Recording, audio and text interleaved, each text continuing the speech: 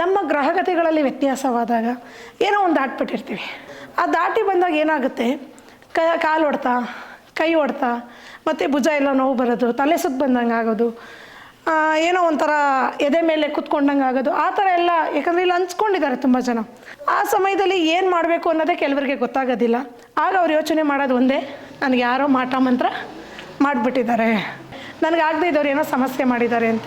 ತಡೆ ಹೊಡೆಯುವಂಥದ್ದು ಕೂಡ ಬಹಳ ವಿಶೇಷ. ಅದನ್ನು ಕೂಡ ತಡೆಯನ್ನು ಹೊಡೆದು ಒಂದು 3 ಅಮಾವಾಸ್ಯೆ 3 ಪೌರ್ಣಮಿ ತಡೆ ಹೊಡೆಸಿದ್ರೆ ಅವ್ರ ಸಮಸ್ಯೆ ಕ್ಲಿಯರ್. ಯಾವತ್ತೂ ಅಷ್ಟೇ ತಡೆಯನ್ನು ಒಣ ಮರದ ಮೇಲೆಯೇ ತಡೆ ಹೊಡಿಬೇಕು. ಯಾಕಂದರೆ ಭೂಮಿಗೆ ಗುರುತ್ವಾಕರ್ಷಣ ಬಲ ಇರೋದ್ರಿಂದ ಭೂಮಿ ಮೇಲೆ ಹೊಡೆದಾಗ ಕೇವಲ 30ರಿಂದ 35 ಭಾಗ ಮಾತ್ರ ತಡೆ ಕಮ್ಮಿ ಆಗುತ್ತೆ. ಆ ಒಂದು ಒಣ ಮರದ ಮೇಲೆ ತಡೆಯನ್ನು ಹೊಡೆದಾಗ ಅವ್ರಿಗೆ 80ರಿಂದ 85 ಭಾಗ ಕ್ಲಿಯರ್ ಆಗುತ್ತೆ. ಆಗ ಅವ್ರಿಗೆ ಎಷ್ಟು ಸಮಾಧಾನ ಸಿಗುತ್ತೆ ಅಂದರೆ ಕೈ ಕಾಲು ನೋವಾಗಿರ್ಬೋದು, ಕಾಲು ದಾಟಾಗಿರ್ಬೋದು, ಎಲ್ಲವೂ ಕ್ಲಿಯರ್ ಆಗುತ್ತೆ. ತಿನ್ನಕ್ಕಿರ್ತಿರ್ಲಿಲ್ಲಮ್ಮ, ಏನು ಪ್ರತಿಯೊಂದು ಮನೆಗೆ ಅನ್ನೋದು ಏನು ಇರ್ತಿರ್ಲಿಲ್ಲ. ಅಮೌಂಟ್ ಸಮಸ್ಯೆ ಆಗಲಿ, ಮನೆ ಕಿತಾಪತಿನೇ ಆಗಲಿ, ಎಲ್ಲ ಇದ್ವು. ಇಲ್ಲಿಗೆ ಬಂದ ಮೇಲೆ ಯಾವುದೂ ಇಲ್ಲ. ಚೆನ್ನಾಗಿ ಅಮ್ಮ ನಡ್ಸ್ಕೊಂಡು ಹೋಗ್ತೈತೆ. ಚೆನ್ನಾಗಿ ಎಲ್ಲ ನಿಜನೇ ಹೇಳಿರ್ತಾರೆ. ನಮ್ಮ ಪ್ರಾಬ್ಲಮ್ ಏನಾಗಿದೆ, ಏನು ಎಂತೂ ಎಲ್ಲಿ ಎಡವಟ್ಟಾಗಿದೆ ಎಲ್ಲ ಕ್ಲಿಯರಾಗಿ ಹೇಳ್ತಾರೆ. ಸೊಲ್ಯೂಷನ್ ಏನು ಅಂತ ಹೇಳ್ತಾರೆ.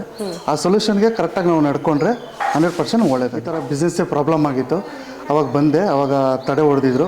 ತಡೆ ಹೊಡೆದಾದ್ಮೇಲೆ ಚೆನ್ನಾಗಿತ್ತು.